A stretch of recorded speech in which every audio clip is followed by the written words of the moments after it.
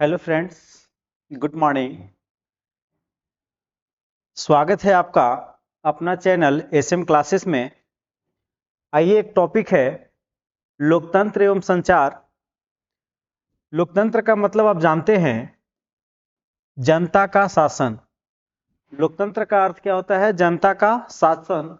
और संचार, जिसको हम लोग मीडिया कहते हैं, सूचना पहुंचाना संचार का साधन होता है ना।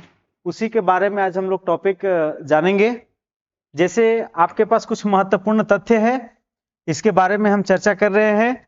कुछ स्टार पॉइंट है, इसको देख लिया जाए। इसके बाद तुरंत हम आपको प्रश्न उत्तर इस पर आधारित होंगे और आपको उसको टिक आउट करना है और आप जांच पाएंगे कि आप कितना जानते हैं। जैसे दिया हुआ है, भारत में संचार माध्यमों के लिए संकट का दौर क्या था? मजबूत लोकतंत्र के लिए किस प्रकार की मीडिया का महत्व नहीं है? किस संचार के माध्यम से लाखों लोगों तक सूचना पहुंचाई जाती है? तो हम लोग टिक आउट करने से पहले कुछ स्टार पॉइंट को देख लेते हैं, इसके बाद हम उस पर चलेंगे। तो आइए देखिए, सबसे पहला है, हमारे आसपास संचार का साधन जो है वो टीवी है, रेडियो है, इंटरनेट है, अखबार है। ये सब क्या है? संचार का साधन है ना। लोकतंत्र, मजबूत लोकतंत्र के लिए निष्पक्ष संचार माध्यम की आवश्यकता होती है। ठीक है, मजबूत लोकतंत्र के लिए, एक अच्छा लोकतंत्र देश चले, इसके लिए किसकी जरूरत होती है? निष्पक्ष संचार का। ठीक है, अंग्रेजी शब्द मीडियम से का बहुवचन मीडिया होता है। अंग्रेजी शब्द मीडियम का बहुवचन मीडिया होता है।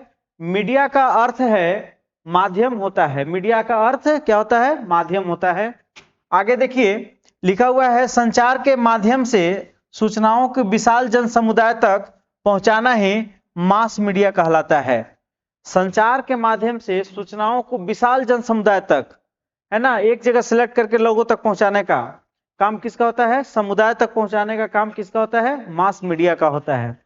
संचार के वैसे माध्यम जो छपे होते हैं उसे हम लोग क्या कहते हैं? प्रिंट मीडिया कहते हैं। जैसे अखबार आप देखे हैं, तो वो जो माध्यम है वो कैसा है? छपा हुआ है, तो हम उसको क्या कहेंगे? प्रिंट मीडिया कहेंगे। ठीक है, आगे देखिए, टीवी, रेडियो, इंटरनेट, मोबाइल आदि को इलेक्ट्रॉनिक मीडिया कहा जाता है, जिसके माध्यम से सूचना पहुंचाए जाते हैं।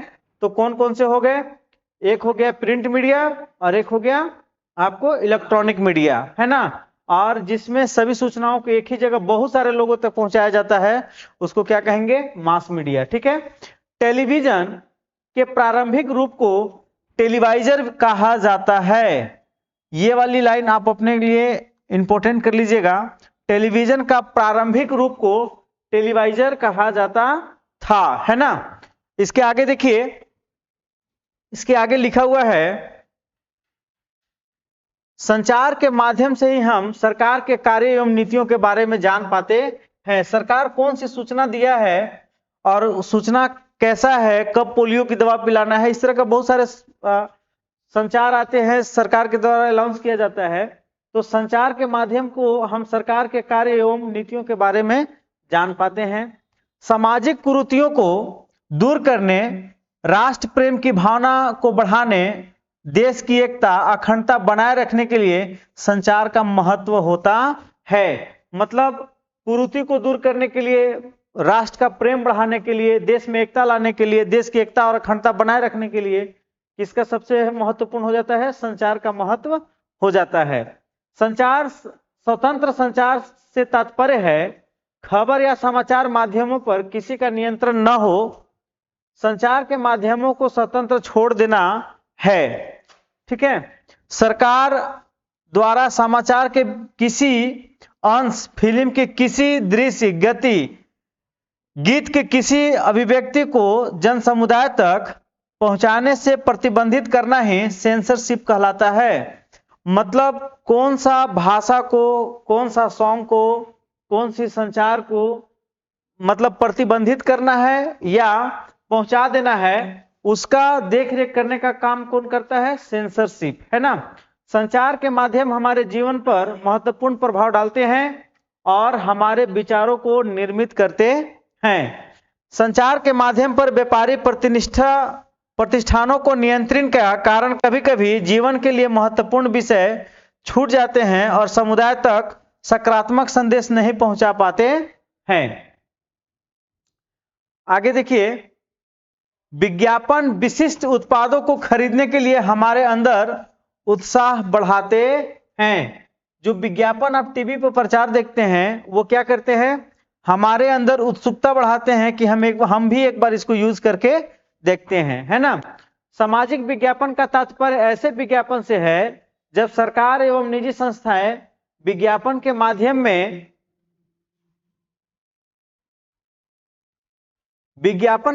में कोई संदेश समाज में जागरूकता पैदा करने के लिए प्रसारित करती हो, जैसे सब पढ़े सब बढ़ें, धूम्रपान का उपयोग न करें, बेटी बचाओ बेटी पढ़ाओ। ऐसे सभी सूचनाएं किसके माध्यम से दिया जाता है, संचार के माध्यम से दिया जाता है। सूचना का अधिकार अधिनियम कब लाया गया, 2005 में संसद द्वारा पारित एक कानून है। वो भी अधिनियम 2005 में कब लाया गया था, 15 जून, है ना, 15 जून 2005 को सूचना का अधिकार अधिनियम पारित किया गया था। इससे जब ये सूचना का अधिकार अधिनियम पारित नहीं था तो मात्र 9 राज्य में सूचना का अधिकार चल रहा था, लेकिन जब 15 जून 2005 को पारित किया गया तो सूचना का अधिकार अधिनियम पूरे राज्य में लाए गए ना। आगे चलिए, सूचना के अधिकार का उद्देश्य प्रशासन में खुलापन प्रदर्शित करना एवं जवाबदेही लाना है। सूचना ऐसा है कि वह किसी के लिए बंधा हुआ नहीं है, वह स्वतंत्र होता है और सूचना का संचार जो है वह किसका है, पारदर्शिता का काम करता है। ठीक है, भारत के प्रत्येक नागरिक को सरकारी एवं संवैधानिक संस्थाओं से सूचना प्राप्त करने का अधिकार है। मतलब भारत का प्रत्येक नागरिक सूचना प्राप्त कर सकता है। ठीक है, हर विभाग में लोगों को सूचना देने का इस कानून के अंतर्गत लोक सूचना अधिकारी नियुक्त किया जाता है। ठीक, आगे, सूचना के लिए आवेदन के साथ साथ 10 रुपए, ये इंपॉर्टेंट लाइन है ना, सूचना के लिए आवेदन के साथ साथ 10 रुपए शुल्क जमा करना होता है। अगर आप भारतीय नागरिक हैं और आपको सूचना चाहिए, है ना, तो आपको कितना रुपया अदा करना होगा, 10 रुपया। गरीबी रेखा के नीचे वाले आवेदकों के लिए यह सेवा निःशुल्क है और जो गरीबी रेखा से नीचे हैं उनको क्या है, फ्री का सेवा है। यह शुल्क केंद्र एवं राज्य सरकार द्वारा निर्धारित किया जाता है। अभी तक तो ये स्टार पॉइंट थे, है ना। अब आप कितना समझ पाए हैं, अब आप इसमें देखिए करके,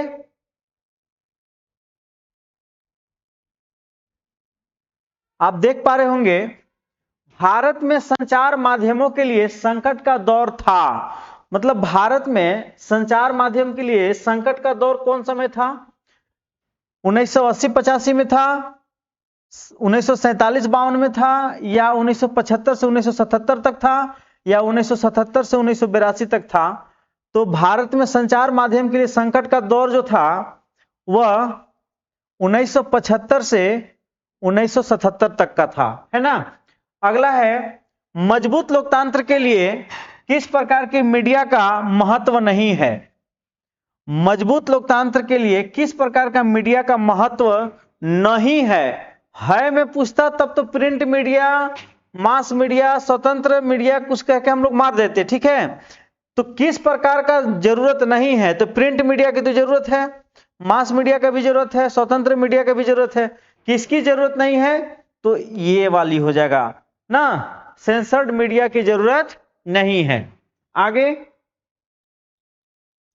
कहता है किसी संचार के माध्यम से,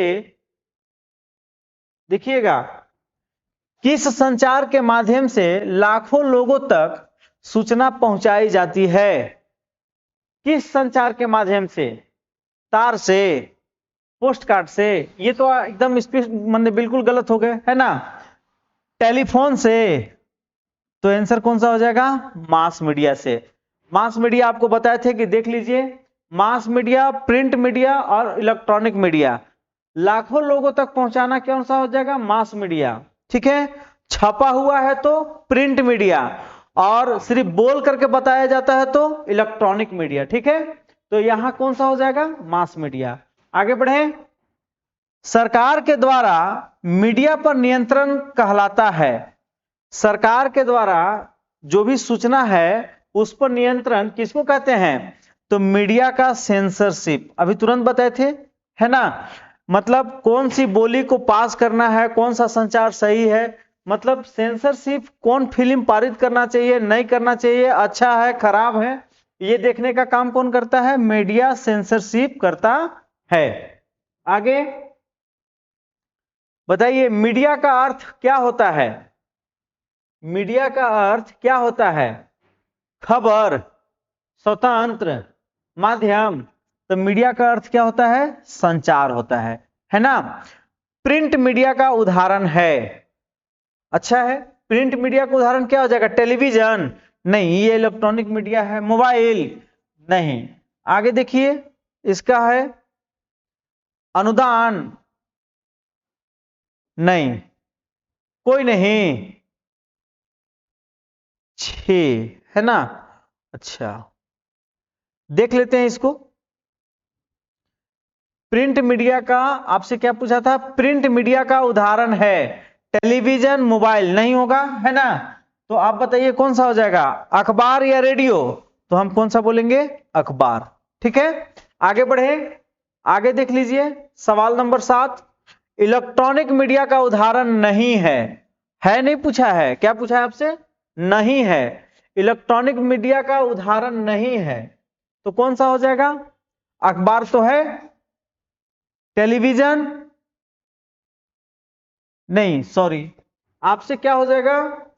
प्रिंट इलेक्ट्रॉनिक मीडिया, तो मोबाइल हो जाएगा, रेडियो हो जाएगा और टेलीविजन हो जाएगा। प्रिंट नहीं पूछा था, इलेक्ट्रॉनिक मीडिया, है ना। इलेक्ट्रॉनिक मीडिया का उदाहरण नहीं है, तो ये तीनों तो इलेक्ट्रॉनिक मीडिया का उदाहरण हो गए, तो कौन सा हो जाएगा? अखबार इलेक्ट्रॉनिक मीडिया का उदाहरण नहीं है। ठीक। टेलीविजन का आविष्कार किसने किया? तो टेलीविजन का आविष्कार कौन किए थे? जॉन एल ब्रियर्ड ना, ये किए थे। सेंसरशिप के तहत किन चीजों का प्रतिबंध रहता है? सेंसरशिप के तहत किन चीजों का प्रतिबंध रहता है? तो समाचार के किसी अंश के बारे में, हाँ, उस पर वो प्रतिबंध लगा सकते हैं। फिल्म के किसी दृश्य के बारे में, हाँ, प्रतिबंध लगा सकते हैं। गीत के किसी बोल पर, हाँ, प्रतिबंध लगा सकते हैं। उपयुक्त सभी, तो कौन सा हो जाएगा? उपयुक्त सभी। सेंसरशिप समाचार के किसी अंश पर भी प्रतिबंध लगा सकता है, जैसे जल्दी में फिलहाल नागालैंड वाला जो मैटर था उस पर प्रतिबंध लगाया गया था। फिल्म का कोई दृश्य है, जैसे आप पीके फिल्म जान रहे थे, उस पर भी प्रतिबंध लगाया गया था, है ना। आगे चलिए, मीडिया किसके लिए उपयोगी होता है? जनता के लिए बिल्कुल होता है, सरकार के लिए हाँ बिल्कुल होता है, दोनों के लिए तो कौन सा आंसर हो जाएगा? सी, दोनों के लिए। ठीक है, आगे चलिए, आगे देखते हैं। आदर्श मीडिया का लक्षण नहीं है, आदर्श मीडिया का लक्षण नहीं है तो कौन सा हो जाएगा? आदर्श मीडिया सकारात्मक होती है, सही होता है, प्रेरणादायक होती है, हाँ होता है, मनोरंजक भी होती है, हाँ होता है, तो किसी का नियंत्रण, हाँ ये वाली आंसर सही होगा। आदर्श मीडिया किसी का नियंत्रण नहीं करता है। ठीक है, सबसे पुराना मीडिया कौन सा है? सबसे पुराना मीडिया कौन सा है?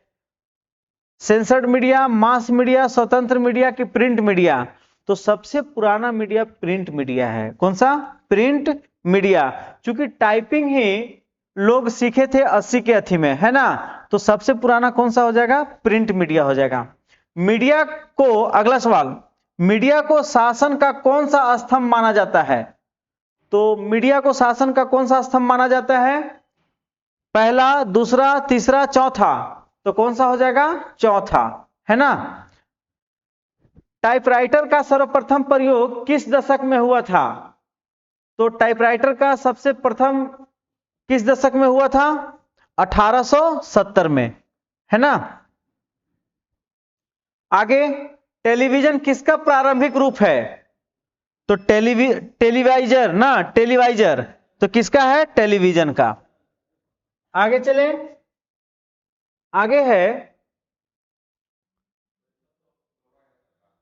संचार माध्यम सहायक होते हैं। संचार माध्यम किसके सहायक होते हैं?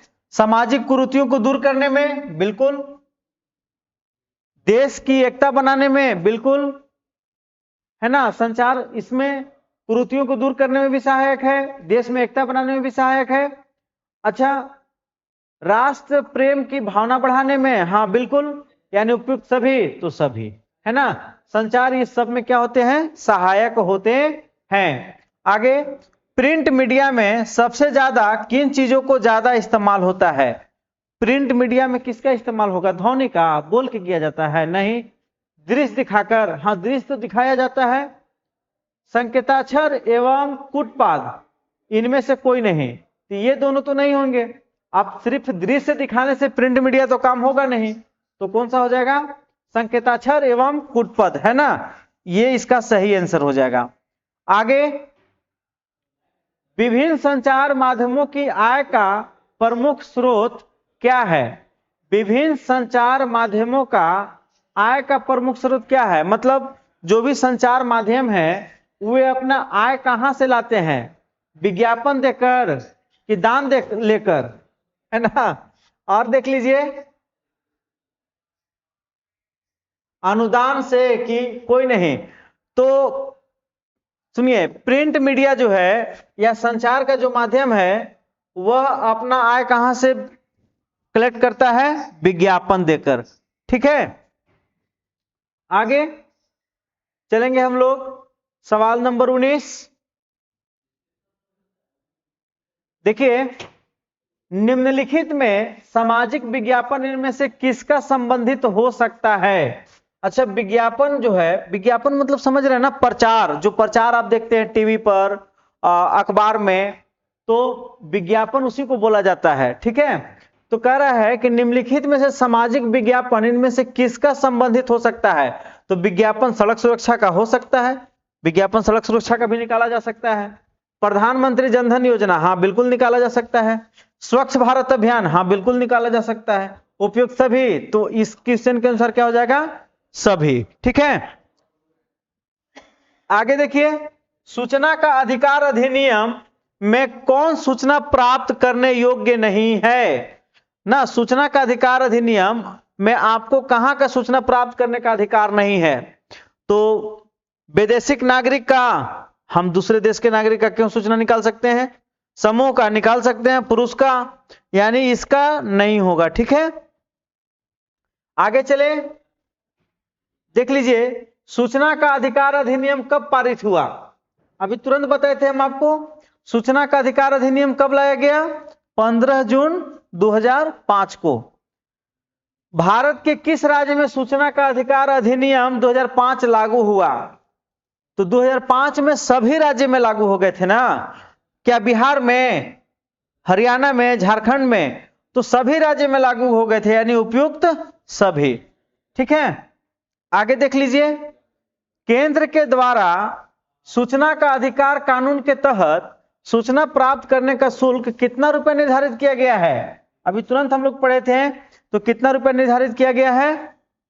10 रुपया, है ना। आगे, सूचना का आवेदन